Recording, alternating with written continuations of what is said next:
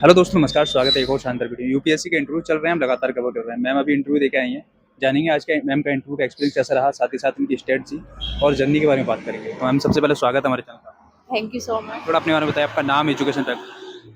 मेरा नाम प्रीति है, प्रीति शर्मा। मैं त्रिनगर दिल्ली से ही हूँ। ये मेरा फोर्थ इंटरव्यू है, फिफ्थ अटेम्प्ट।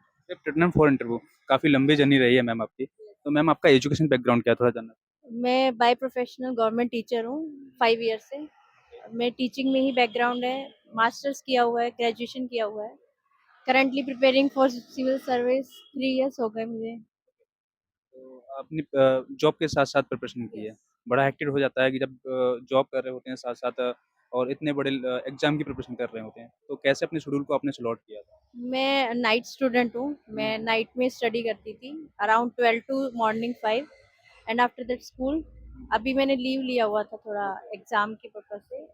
मैम आज के इंटरव्यू का एक्सपीरियंस जानना चाहूँगा, तो किस तरीके के क्वेश्चंस आपसे पूछे गए थे? क्वेश्चन मेरे डैब से रिलेटेड थे।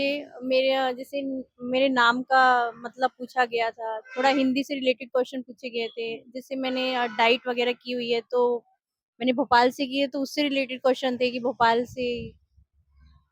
बाकी यही टीचिंग प्रोफेशन क्यों छोड़ रहे हो, इस फील्ड में क्यों आ रहे हो, ये सब नॉर्मल क्वेश्चन थे। एक दो क्वेश्चन रिवील करना चाहेंगे, करंट अफेयर से कोई क्वेश्चन पूछा गया या कोई सिचुएशन बेस्ड क्वेश्चन आपको करंट दिया? अफेयर से अभी सीएम से रिलेटेड क्वेश्चन पूछा गया था। वीमेन एम्पावरमेंट के बारे में वो था। थोड़ा यही वोटिंग के रिलेटेड था। थोड़ा केजरीवाल से रिलेटेड भी क्वेश्चंस आए हुए थे। तो करंट से इतना नहीं था, ज्यादा क्वेश्चन मेरे डैब से थे, क्योंकि मेरा एजुकेशन बैकग्राउंड काफी ज्यादा है, तो उसके अकॉर्डिंगली क्वेश्चंस पूछे गए। आपके एजुकेशन बैकग्राउंड से डेप्थ से किस टाइप के क्वेश्चन पूछे जा रहे हैं? जैसे जिस स्टेट से मैंने अपनी क्वालिफिकेशन की हुई है, इग्नू से की हुई है, एम ये डाइट की हुई है एमपी से, बीएड की हुई है हरियाणा से, तो वहाँ के सारे सीएम से रिलेटेड क्वेश्चन थे। थोड़ा हरियाणा बैकग्राउंड है मेरा, उससे रिलेटेड था कि आप बाय बोर्न यहीं से हैं या हरियाणा से है। तो दिल्ली की बाय बोर्न हूँ, बट मेरी मदर वगैरह हरियाणा से। तो उनकी थोड़ी डांस वगैरह, लैंग्वेजेस उनकी वो पूछ ली थी, फेमस फूड वगैरह पूछ लिया था। यही सिंपल क्वेश्चंस थे वैसे ओके। तो। ओके मैम, ये आपका फिफ्थ अटेम्प्ट है और फोर्थ इंटरव्यू है, तो काफ़ी शानदार शानदार आपकी रणनीति रही होगी। तब कहीं जाके प्रीलिम्स मेंस और इंटरव्यू तक पहुंचना अपने आप में बहुत बड़ी बात है। तो थोड़ा बताएंगे किस तरीके की आपकी स्ट्रेटजी थी, आपने कोचिंग ज्वाइन की थी या फिर सेल्फ स्टडी? मैंने कोचिंग जॉइन नहीं करी, मैंने टेस्ट सीरीज जॉइन की थी। प्री के लिए मेरा मेनली फोकस एनसीईआरटीज़ पे था और पीवाईक्यूज़ पे था। ओके। डेली बेसिस पे 5 क्वेश्चंस पीवाईक्यू के लगाने होते थे। टारगेट था कि डेली 5 क्वेश्चंस पीवाईक्यू लगाने ही लगाने हैं। फिर मेंस के लिए मैंने पीवाईक्यू प्री से पहले ही कंप्लीट कर लिए थे। मेंस के सारे पीवाईक्यू मैंने नोट्स बना के रख लिए थे। जैसे मैंने मई से जर्नी स्टार्ट कर देती थी मेंस लिखना। उसके बाद प्री आता था। वन मतलब जनवरी से मैं प्री की प्रिपरेशन में लग जाती थी। टेस्ट सीरीज देना, प्रॉपर विजन पे जाके ना मैंने अभ्यास वाला भी ज्वाइन किया हुआ था। तो मेरा मेनली फोकस पीवाईक्यू और एनसीईआरटीज़ पे रहा। कोई अदर इंस्टीट्यूट के नोट्स वगैरह नहीं लिए मैंने। ये काफ़ी हेक्टिक हो जाता है उस टाइम पे जब हम पीवाईक्यू लगाते हैं और हमको समझ में नहीं आता है कि पीवाईक्यू से हम अपने नोट्स कैसे बनाएं, थीम को कैसे समझाएं। तो उसमें इसलिए उसके लिए आप थोड़ा बताएं किस तरीके से आप उनको नोट्स बनाती थी, कैसे पहचानती थी कि ये मेरे लिए बेनिफिशियल है या फिर ये आगे आ सकता है। मैं मेनली ना 5 क्वेश्चन इसलिए उठाती थी, उन्हें डेप्थ में जो 4 ऑप्शंस पूछे जाते थे, उनको एक नोटबुक में लिख लेती थी। जो क्वेश्चन पूछे है वो भी, और जो उनके ऑप्शंस है वो भी। फिर मैं उसे एनसीईआरटी से रिलेट करती थी। उसके बाद मैं मतलब वीक में जो लास्ट संडे वाला डे होता था, उस पे मैं वही सारे क्वेश्चन जो पीवाईक्यू के मैंने रिवाइज़ करे हैं, उनको दोबारा कर कर के देखती थी। मैंने at least 15 to 16 time PYQ solve किया है। मेरा मेनली फोकस पीवाईक्यू पे ही रहा है, क्योंकि मेरे जो फ्रेंड्स वगैरह भी लगे हैं, उन्होंने मेनली मुझे यही बोला था कि पीवाईक्यू पे ही फोकस करना है। और एनसीईआरटी पीवाईक्यू, इसके अलावा मैंने अदर कोई मतलब चीज़ ली ही नहीं है, ना कोई source okay. Prefer. Okay ma'am, आपने सेल्फ स्टडी की है, यस सर। तो आपने अब इस यूपीएससी जर्नी में सबसे बड़े कहते हैं कि अगर इसमें जब तक फाउंडेशन तैयार नहीं होगा, जब तक कुछ नहीं हो पाएगा। तो आपने फाउंडेशन को कैसे तैयार किया? किस तरह के आपके रिसोर्स रहे? एनसीईआरटी के अलावा कोई और सोर्स आपके रहे, क्या-क्या रहे? मेरा ग्रेजुएशन तक आर्ट्स था, तो मुझे इतनी प्रॉब्लम नहीं हुई हिस्ट्री पॉलिटी में। तो मेरा मेनली सोर्स एनसीईआरटी रहता था, और पॉलिटी के लिए लक्ष्मीकांत था। और करंट अफेयर के लिए ना मैंने विजन का रजिस्ट्रेशन कर रखा था। मैंने कोई करंट अफेयर के लिए न्यूज़पेपर नहीं पढ़ा, कोई मैगजीन नहीं पढ़ी। मैंने उनकी साइट पे जाके एक रजिस्ट्रेशन है, उस पे वो ना मंथली में 30 क्वेश्चंस डालते पर्टिकुलर सब्जेक्ट के, लाइक सोशल के, इकोनॉमिक्स के, पॉलिटी के।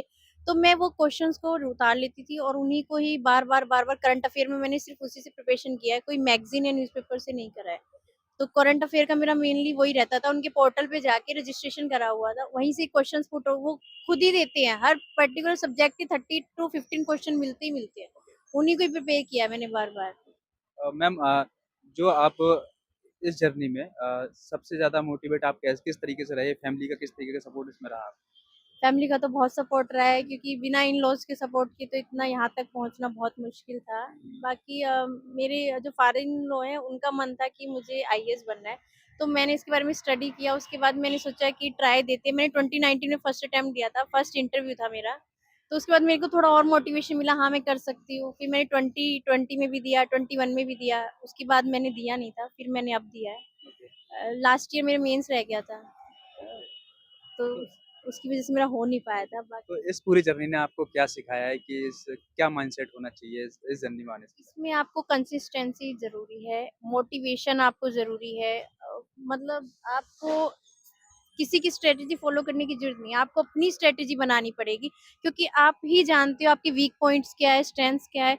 कोई एनसीईआरटी पढ़ के भी कर लेता है, मुझे एनसीईआरटी के साथ पीवाईक्यू ज़्यादा अच्छा लग रहा है, कोई अदर सोर्स से भी कर लेता है, पर मैं यही कहूँगी एक पर्टिकुलर बुक पे स्टिक रहो, उसको बार-बार रिवाइज़ करते रहो, क्योंकि आप 10 बुक की बजाय 1 बुक पे फ़ोकस करोगे ना, तो आपको एग्ज़ाम टाइम में ना पज़ल नहीं होगे, क्योंकि कई बारी क्या होता है, हमें क्वेश्चन आता होता है, लेकिन हमने इतनी बुक्स पढ़ी होती है, तो उस टाइम पे हम उसको अटेम्प्ट नहीं कर पाते। तो मेरा तो यही रहेगा कि आप एक बुक को ना 10 टू 15 टाइम रीड आउट कर लो। पीवाईक्यू बिल्कुल ऐसे कर लो कि देखते क्वेश्चन आ जाए, कभी मतलब पज़ल ना हो।